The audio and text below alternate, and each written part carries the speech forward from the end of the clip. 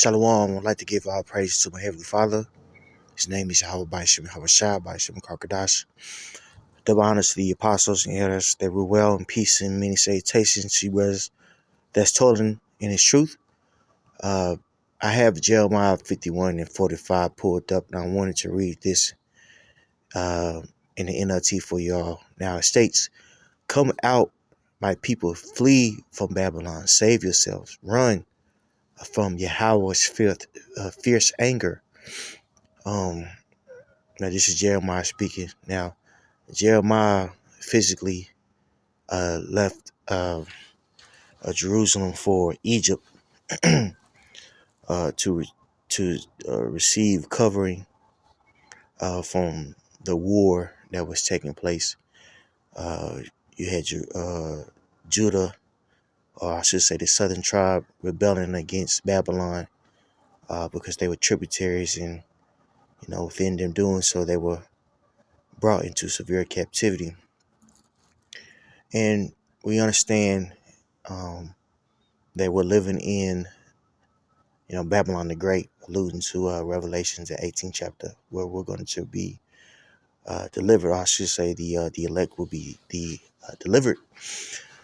Now, within us, striving for deliverance, it takes us detaching from this world.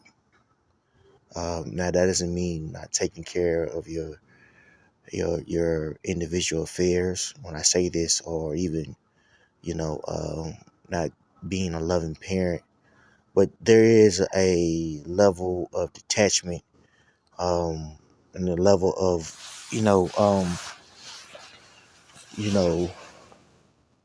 quite frankly abandonment from certain things of the world, so you can better yourself in His truth. And it's a fight. It's a fight. This flesh will have it to where you want to just chill with your family, and that family demon will jump on you. Or if you're an individual man, you want to hit the bars up, you want to hit some friends up, you want to kick it, or just enjoy being by yourself, and not having the responsibilities of being in a camp. Well, that's when understanding the end goal of us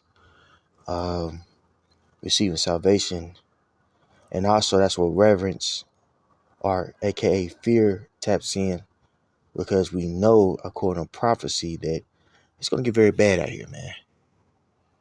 Okay? And there's a certain level of understanding that we are going to have in the latter days. I'm going to get in it now. It says in verse 46, "But do not panic. Do not be afraid when you hear the first rumor of approaching fortress. For rumor will keep coming year by year." And the latest rumor that we hear going on now is how there's going to be false flags happening here in the U.S. Or I should say, excuse me, my bad. I should say T attacks. I shouldn't say false flags, but T attacks that could potentially happen in the near future, because the influx of immigrants coming over here from the Texas border and other bordering states like Arizona and New Mexico.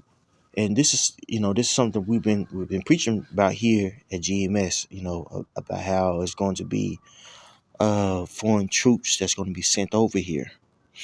And it's happening right before our eyes, and that's the beauty of what we're in. We understand the near future, so with us understanding the near future, there's a certain level of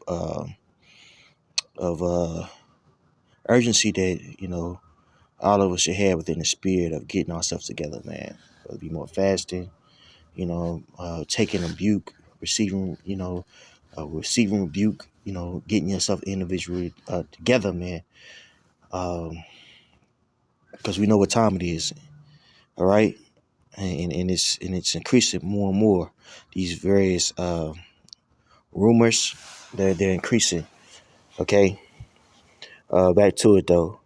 It says, "For rumor will keep coming year by year.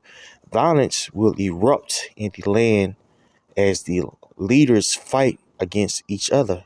And as things get more and more stringent as far as goods and things of that nature, we're gonna see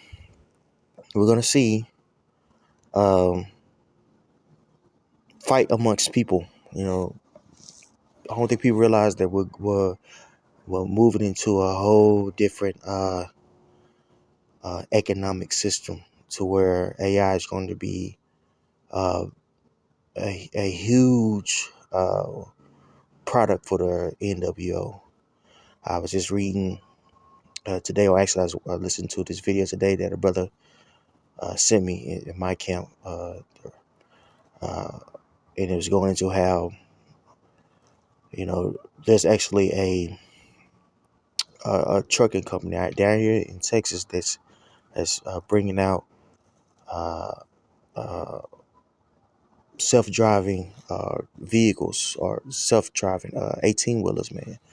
This is going to drastically change the format of the transportation industry. A lot of people are going to be out of work real soon. We're in a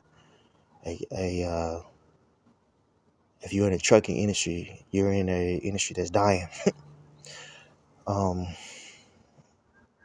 and this is going to displace a lot of people, not only truck drivers, but dispatchers, account managers, even bankers, brokers, excuse me.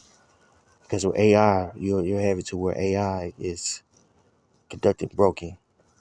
So it's going to be all about who controls AI in the near future and what facets of life, in any facet, you know, um, that's going to be the game. And right now it's going to be looking like the elite got everything sold up, so people are going to be enslaved. This is going to cause, and people see it, and more inflammatory rhetoric is going out. It says in Ezra 15th chapter that sedition of man is happening. So these things that we see going on, say all that to say, the things that we see going on temporarily is going to cause fighting. We have to understand that this is coming. Getting ourselves together and not trying to escape. That's the biggest thing. Finding yourself trying to escape instead of just fighting reality. Look, everything's before you is crumbling, dog. There's nothing else you can depend on but Yahweh from your shot. Not drink, not females. Especially everything that's going on with these females, not your kids, because your kids could be sacrificed into idols, especially with the whole Baal Peor spirit that's out here. If you get my drift, you know what I'm saying? But understanding that a higher power is sanctioned for all these things to happen, because it's gonna get dark out here, and that's okay. I'm not saying this. When I say it's gonna get dark out here, to get yourself together, I'm not saying this to scare anybody, but it's just these candid, uh, you know. Sorry about that. Now this is Romans 13. I go to let me see here. I'm gonna start up. Yeah, verse 11. That's exactly. Actually, you know what? I wanna No, I don't want to overthink it. I started verse 11 for you guys. It says, Romans 13:11. I read this in the NLT. Uh, this is all that. This is all the more urgent, for you know how late it is. How late it is. Time is running out. Wake up, for our salvation is near now than when we believed. And we're close. We're close to salvation. Why is that? Because we understand that we're close to hell. The whole cliche, we got to go through hell to get to heaven, is here. And, we should welcome it, man. It's about time. We were waiting for this for a long time, man. We were waiting for this for a long time. Why not try? Why not give it your all? You know? Why not give it all? Why not be the best version of you? You know? So fake it. It is what it is. Just gotta embrace it. The Apostle Paul said that you gotta embrace the heat. Embrace the heat, man. Love the heat. I get it. I understand it. You know, with that heat, it melts off all that excess fat. That's why, uh, when I was younger, not so much now. When I was younger, I used to enjoy the Texas heat, going out and running in it, just sitting in it. So my dad still does it, just sitting, because you can feel, how those infirmities burning off for you. And that heat make you not want to eat much, make you want to fast. It just changes you, man. Make you stronger, So you gotta embrace that heat. You know what I'm saying? Why not? Be the best you, you know? Especially because of the times that we living in. So why not? Why not we try our best, you know? Matthew 26:40. Then he returned to the disciples and found them asleep. He said to Peter, I'm in the NLT Salakia, can't you watch with me even 1 hour? You see, that's the thing I'm talking about. Stress makes you stress and, uh, other factors, being tired, or really that stress, it just um, makes you fold.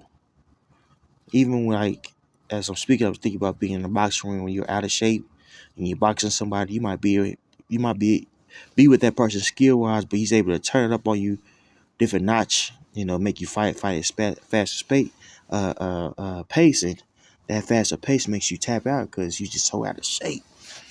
You know what I'm saying? That's the same thing with the stress, man. It makes you tap out.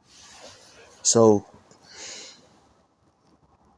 man, it's just we have to pray to be able to fight that stress away, man, and get up in time, and make it happen.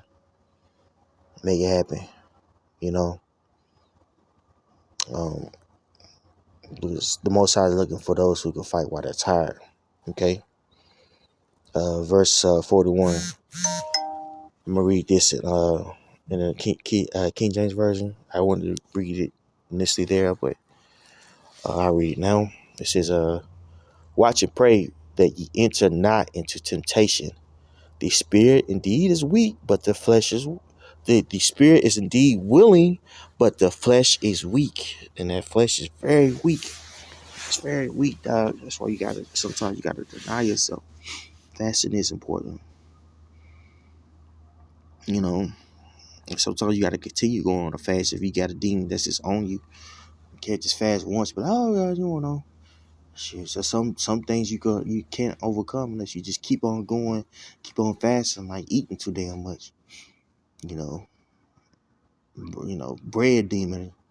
Why the hell you wanted some goddamn eat bread? You know this bread ain't no damn good for you.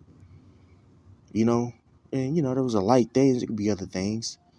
Use your imagination. You'll go into, right? But we want to make sure that we're praying like the Apostle Ricard said. Apostle Ricard said that we had a will to uh, fight these demons, man. But you got to continue to pray, because we here. It's not going nowhere, brothers. It's time. Let's fight. Let's fight. Let's fight. I pray, so Heavenly Father. Name is Yahweh Bashim Yahushua. By Yeshua Crocodile Shalom.